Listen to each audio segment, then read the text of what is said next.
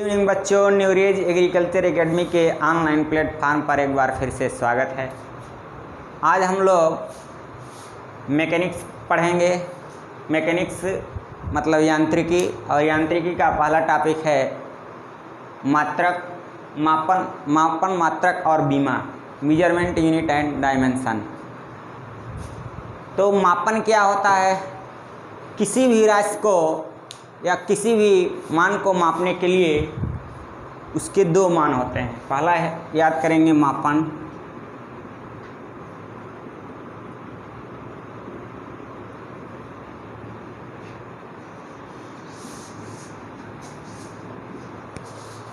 किसी भी राशि को मापने के लिए उसके दो मान होते हैं। किसी भी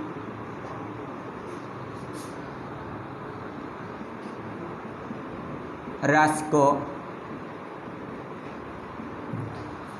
मापने के लिए उसके दो पक्ष होते हैं। जैसे कहा जाए 500 या 50 किलोग्राम चावल, इसमें जैसे कहा जाए 50 किलोग्राम चावल है, तो ये 50 किलोग्राम चावल में ये 50 है, ये आंकिक मान है। आंकिक मान ये पहला नंबर है, और किलोग्राम ये है मात्रक, दूसरा नंबर पे है मात्रक। तो किसी भी राशि को मापने के लिए दो मान होंगे, उससे बोलेंगे मापन। जैसे ये कहा दिया जाए कि 50 है, तो 50 क्या है? किलोग्राम है कि ग्राम है कि 50 कुंटल है, किस में है? तो एक तो आंकिक मान होगा और एक मात्रक होगा। तो किसी भी राशि को मापने के लिए दो वैल्यू होंगे। जैसे कह दिया जाए कि किसी खेत की लंबाई नापनी है, तो ये कह दिया जाए किसी खेत की लंबाई नापे, और ये कह दिए कि 50 है, तो 50 क्या है? मीटर है या सेंटीमीटर है या किलोमीटर है या बीघा है? तो किसी भी राशि को मापने के लिए उसके दो मान होंगे, एक आंकिक मान होंगे, एक आंकिक मान, और दूसरा उसका मात्रक किस में लिया है।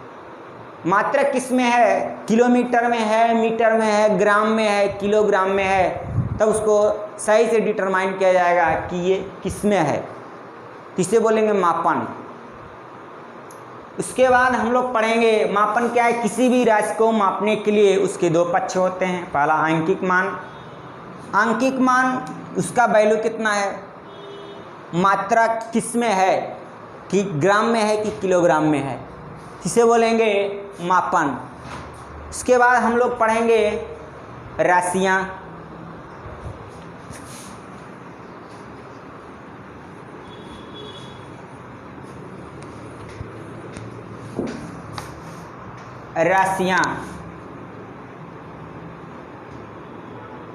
मूल राशियाँ,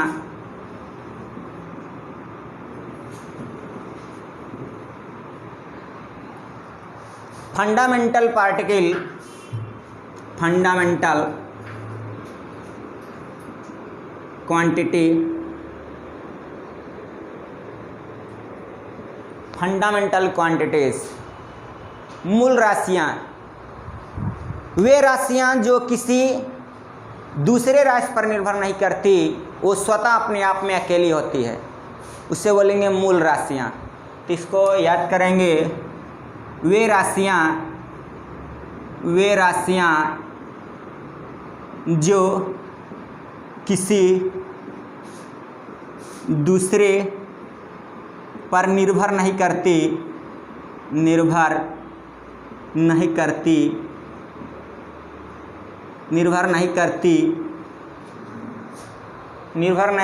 मूल राशियाँ कहते हैं। मूल राशियाँ कहते हैं, राशियाँ कहते हैं, मूल राशियाँ कहते हैं। इन राशियों को मापने के लिए जिस मात्रक का प्रयोग करते हैं उससे मूल मात्रक कहते हैं। इन राशियों को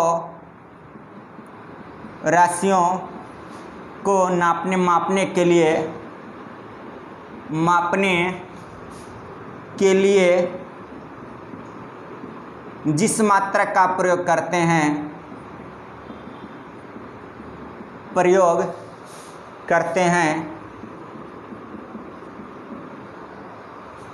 मूल मात्रक कहते हैं।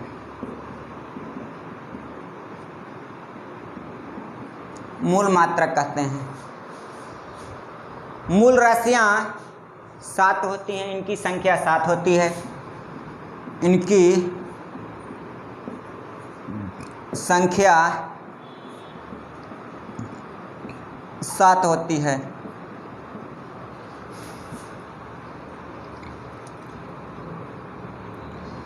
इधर लिखेंगे राशियाँ, मूल राशियाँ।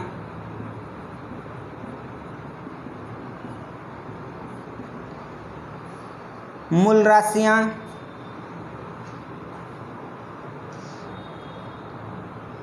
इसको याद करेंगे MLT CLT N। MLT CLT N। M से मास, यहाँ पर M से होगा मास। मास मतलब द्रव्यमान। द्रव्यमान ये मूल मात्रक होगा। द्रव्यमान का किलोग्राम। इधर प्रतीक लेंगे केजी। यल से होगा लेंथ। लेंथ मतलब लंबाई। लंबाई को नापेंगे मीटर। इसका प्रतीक होता है स्मॉल m।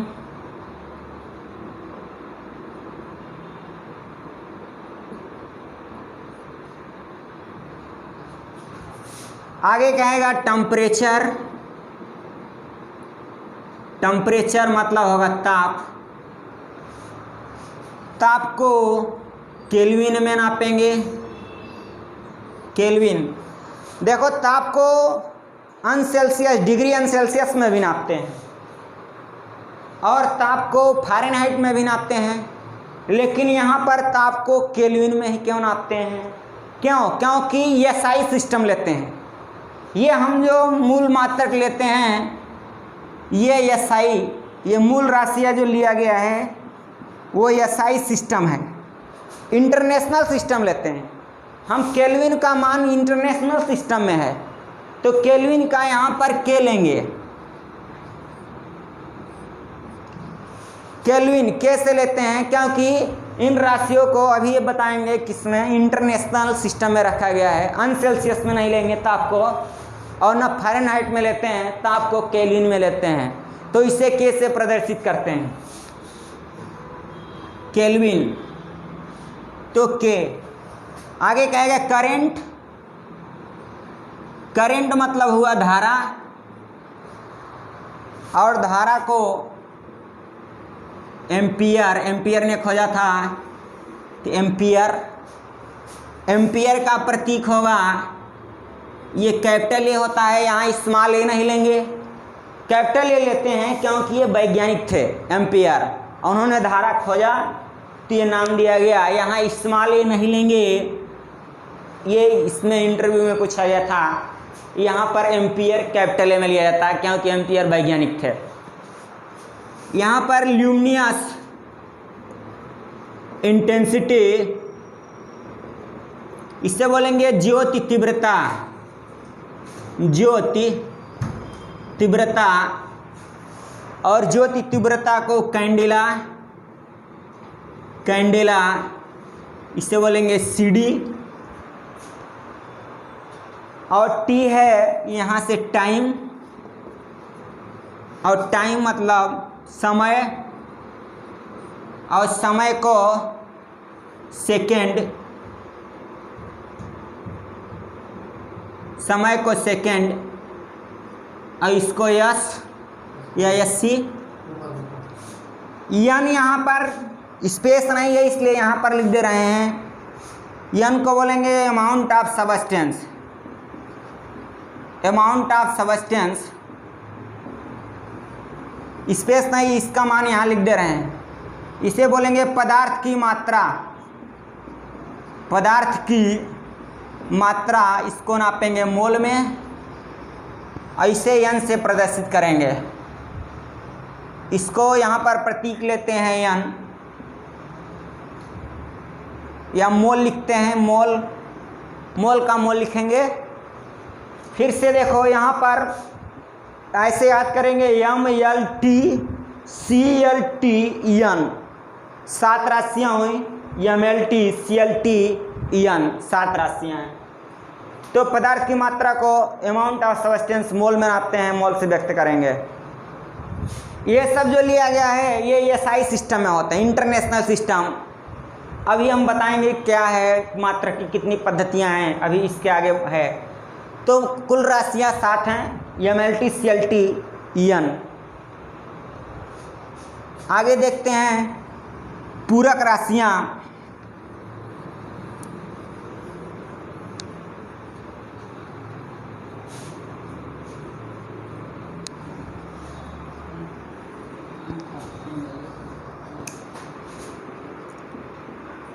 पूरक राशियां,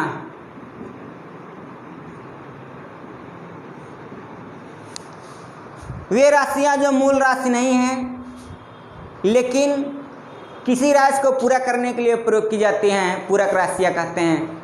इनकी संख्या 2 होती हैं। पूरक राशियां वे राशियां जो मूल राशि नहीं हैं, मूल राशि नहीं हैं परंतु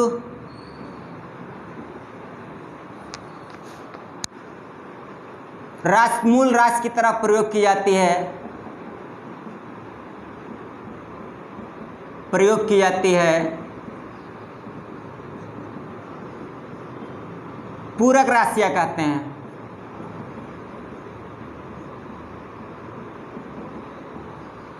इसमें है कोण, और कोण का नापते हैं रेडियन में। दूसरा है घन कोण, घन कोण को नापेंगे स्टेरेडियन।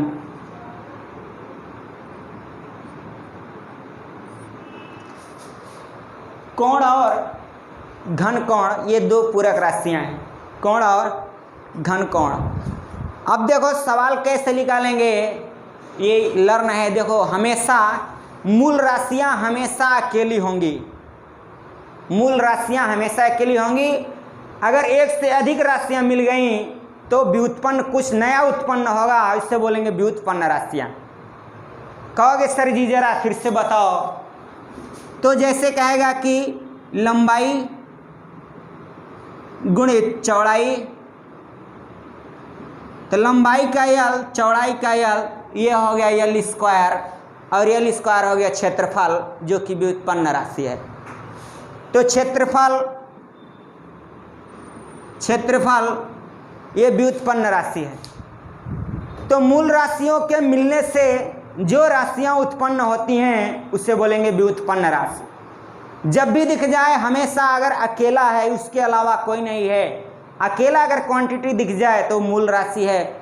जैसे क्वेश्चन आया कि बल क्या है, तो बल बराबर द्रव्यमान गुणित त्वरण, उसमें कई राशि क्वांटिटी मिली हुई है तो ये व्युत्पन्न राशि है। अगर कहेगा चाल क्या है, तो चाल बराबर दूरी बटे समय, तो ये इसमें कई राशियां मिली हुई हैं, ये व्युत्पन्न राशि है। आगे कहेगा कि त्वरण क्या है, तो त्वरण में भी त्वरण बराबर वेग परिवर्तन बटे समय अंतराल, ये व्युत्पन्न राशि है। आगे कहेगा कि वेग क्या है, तो वेग है विस्थापन बटे समय अंतराल को बोलेंगे वेग, तो ये व्युत्पन्न राशि है। मूल राशियां हमेशा सिंगल होंगी, अकेली होंगी, तो जो भी अकेला दिख जाए वो मूल राशि होगी। अगर 2 राशियों से अधिक मिश्रण दिख जाए, किसमें कोई ना कोई है, वो व्युत्पन्न राशि होंगी। तो व्युत्पन्न राशियां परिभाषा कैसे याद करेंगे, व्युत्पन्न राशियां ये पूछी जाती हैं कि मूल राशि, एग्जाम में क्वेश्चन पूछा जाता है कि व्युत्पन्न राशियाँ कैसे पहचानेंगे कौन मूल राशि है कौन व्युत्पन्न राशि है। तो जो सिंगल रहेगा, हमेशा सिंगल में केवल 7 राशियाँ हैं और इन्हीं राशियों को मिलाकर के पूरी फिजिक्स का मात्रक बनाया गया है। ये केवल 7 हैं जो फंडामेंटल यूनिट हैं, 7 राशियाँ हैं, इन्हीं को मिलाकर के पूरे फिजिक्स में मात्रक बनाए गए हैं। तो जो केवल अकेला रहेगा उसे बोलेंगे मूल राशि। और मूल राशियों 2 या 2 से अधिक मूल राशियों के मिलने से जो नई राशि उत्पन्न होती है उसे बोलेंगे व्युत्पन्न राशियाँ। तो व्युत्पन्न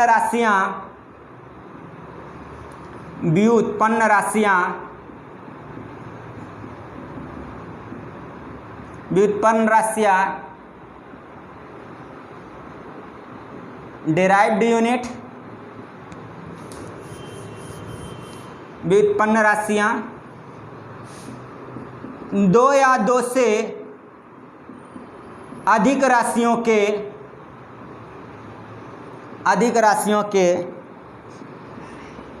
मिलने से जो राशियां उत्पन्न होती हैं, जो नई राशि उत्पन्न होती है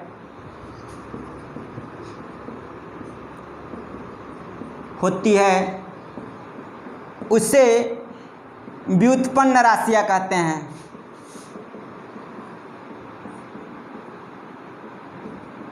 व्युत्पन्न राशियां कहते हैं। एग्जाम्पल जैसे कहेगा, जैसे क्षेत्रफल, तो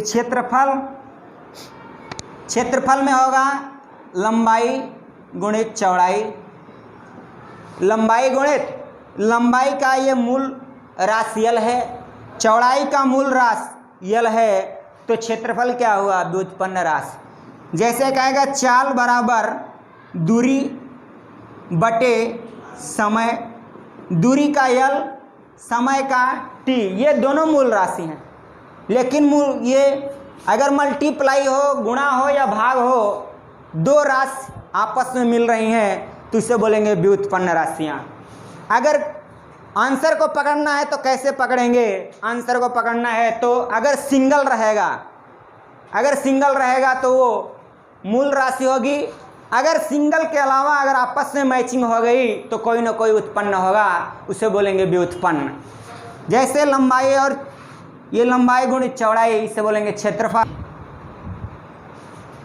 जैसे कहेगा चाल बराबर दूरी बटे समय, दूरी मूल राशि है, समय भी मूल राशि है, इसको डिवाइड कर दिया गया, चाल बन गया व्युत्पन्न राशियाँ। आगे कहेगा कि दाब, तो दाब बराबर है बल बटे क्षेत्रफल, फोर्स अपान एरिया।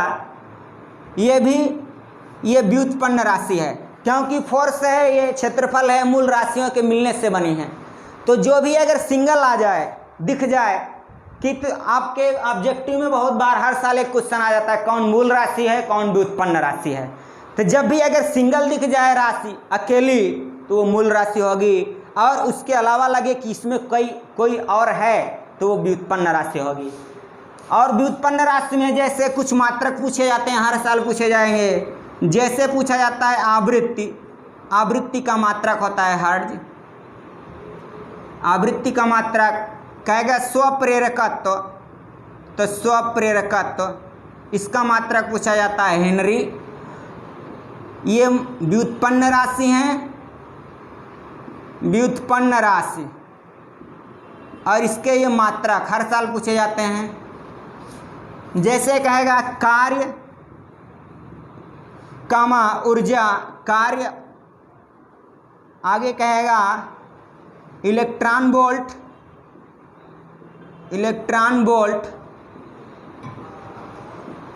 आगे कहेगा किलोवाट घंटा, इसका मात्रक होता है जूल, इसका मात्रक होगा जूल। कार्य का मात्रक जूल, इलेक्ट्रॉन वोल्ट का मात्रक जूल, किलोवाट घंटा का मात्रक जूल। इसी में उष्मा का भी मात्रक जूल होगा, उष्मा और कैलोरी।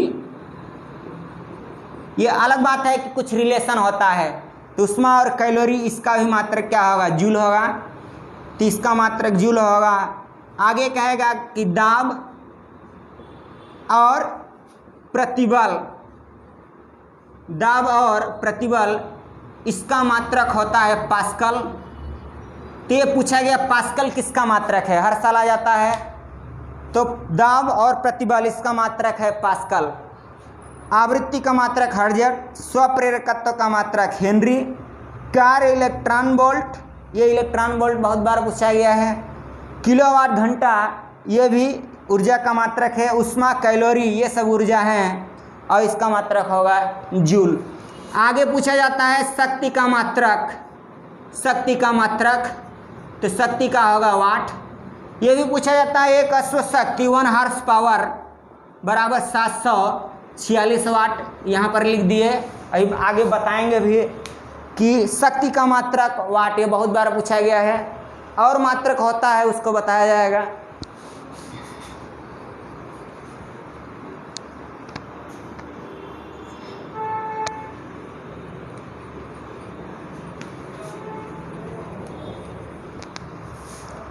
आगे कोणीय संवेग, कोणीय संवेग कामा प्लांक नियतांक, प्लांक नियतांक इसका मात्रक होगा joule into second, joule into second, joule into second. ये आ चुका है क्वेश्चन, जूल इंटू सेकेंड। ये व्युत्पन्न राशियों के मात्रक सीधे पूछ लिए जाते हैं। आगे कहेगा चुंबकीय क्षेत्र, चुंबकीय फ्लक्स, तो चुंबकीय फ्लक्स का मात्रक, ये क्वेश्चन आ चुका है। चुंबकीय फ्लक्स का मात्रक वेबर, चुंबकीय फ्लक्स का मात्रक वेबर। आगे कहेगा चुंबकीय क्षेत्र, तो चुंबकीय क्षेत्र, तो चुंबकीय क्षेत्र का मात्रक होगा टेस्ला, चुंबकीय क्षेत्र का मात्रक टेस्ला होगा। और चुंबकीय फ्लक्स का मात्रक वेबर। ये यूपी कैटेगरी में पूछा गया था। धारिता, तो धारिता का मात्रक होगा फैराड। ये कुछ व्युत्पन्न राशियों के मात्रक सीधे पूछ लिए जाते हैं कि किसका क्या मात्रक है, कॉमन मात्रक है, ये चलता रहेगा। तो ये हर टॉपिक से एक्चुअली में ये होता है कि ये जो यूनिट और मेजरमेंट पहले टॉपिक दिया है, मगर ये सब टॉपिकों का निचोड़ होता है। हर टॉपिक में जो फार्मूले आते हैं उसको यहाँ पर बताना पड़ता है, हमें डायमेंशन वोमेंशन निकालना पड़ेगा। तो आगे हम लोग चलते हैं बीमा।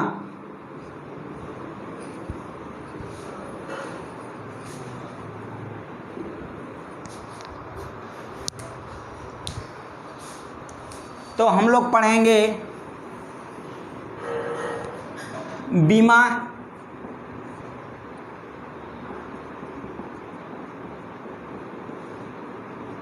डायमेंशन। बीमा किसी राशियों के मूल मात्रक को व्यक्त करने के लिए, मूल मात्रकों के ऊपर जो घात लगाई जाती हैं, व्यक्त करने के लिए जो घात लगाई जाती हैं उसे बोलते हैं बीमा। तो मूल मात्रकों के ऊपर जो घात लगाई जाती हैं उसे बोलेंगे बीमा। किसी राशि के मूल राशि, किसी राशि के मूल मात्रक पर, किसी राशि के मात्रक पर व्यक्त करने के लिए, मात्रक को व्यक्त करने के लिए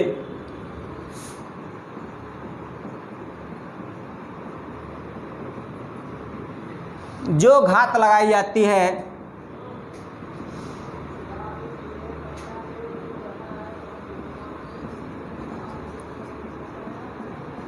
उसे बीमा कहते हैं।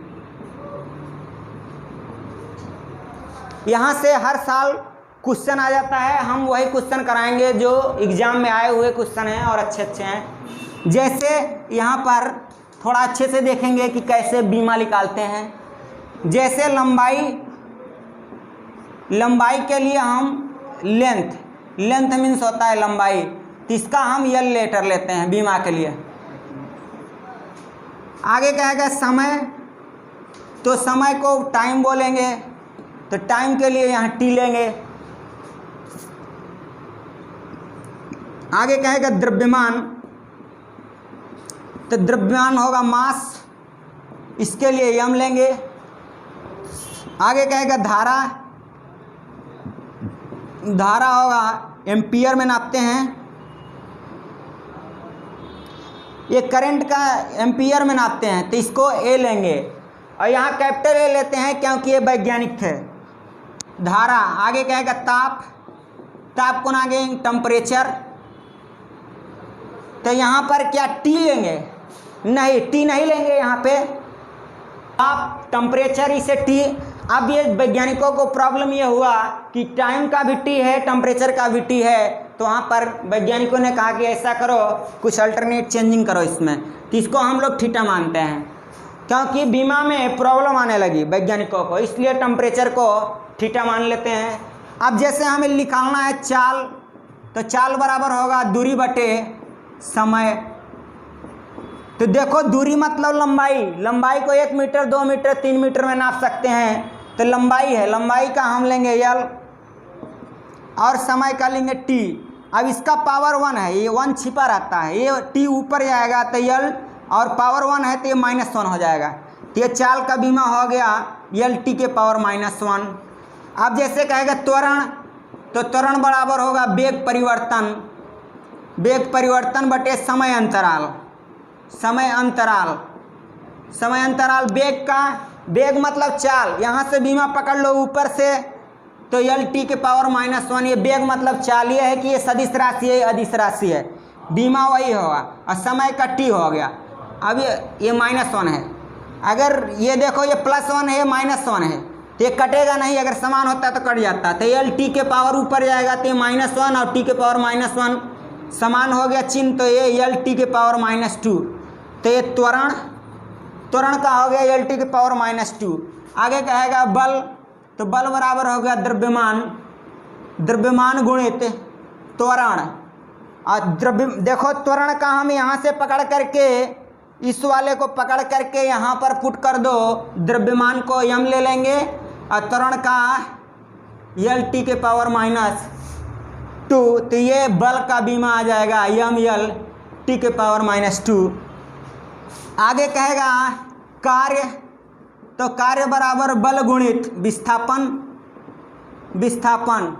अब हम बल वाले को यहाँ पर पकड़ के यहाँ पर पुट कर दे रहे हैं, तो बल का बीमा हो जाएगा यम यल टी के पावर -2, और विस्थापन मतलब हुआ दूरी, दूरी का ले लेंगे यल, तो यम यल स्क्वायर, यम यल स्क्वायर टी के पावर -2, ये हो गया कार्य। अब ये देखो हमें 4 बीमाएँ लर्न होनी चाहिए, क्योंकि हमें और बीमा को सीधे निकालना है, जैसे शक्ति का निकालना होगा, तो शक्ति के निकालने के लिए कार्य बटे समय होता है, और कार्य का बीमा हमें याद रहेगा तब हम निकालेंगे। ऐसा नहीं कि हम निकालने लगे वहाँ एग्ज़ाम में 1 मिनट के समय में हम बीमा निकालने लगे फोर्स का, फिर उसका।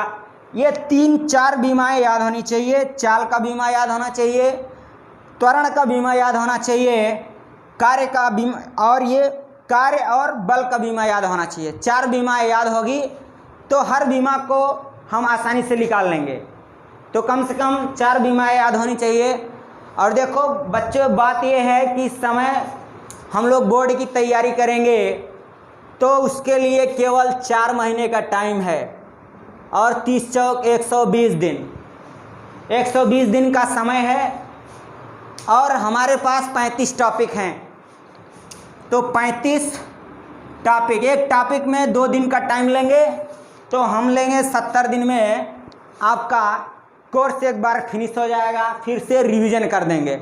टाइम का बहुत लिमिटेशन है, इसलिए आप लोग जल्दी से मतलब एडमिशन भी ले लीजिए, और चैनल को जो भी है आपको कैसा लगा ये वीडियो, हर हफ्ते हर प्रॉब्लम को आपको सॉल्व कराई जाएगी, पूरा यूनिट बाय एक पॉइंट क्लियर करेंगे, हर प्रॉब्लम को सॉल्व करेंगे अच्छे से, हर प्रॉब्लम को सॉल्व किया जाएगा। हम लोग 2 बार रिवीजन करा देंगे, एक दिन में पूरा थ्योरी क्लियर करेंगे, दूसरे दिन आपका ऑब्जेक्टिव प्लस जितने थ्योरेटिकल सवाल हैं उसका डिस्क्रिप्शन आपको डाल दिया जाएगा, एक क्वेश्चन सॉल्व कराया जाएगा। तो मैं आशा करता हूं कि ये वीडियो आपको अच्छे से समझ में आया होगा और मैक्सिमम से मैक्सिमम आपको पॉइंट दिया जाएगा। हम लोग यही सोचेंगे कि कम से कम समय में बिना टाइम किल किए हुए आपको अधिक से अधिक मैटर आपके पास पहुंचे। तो आज इतना ही करते हैं, कल आगे करेंगे कंटिन्यू इसके आगे। Thank you.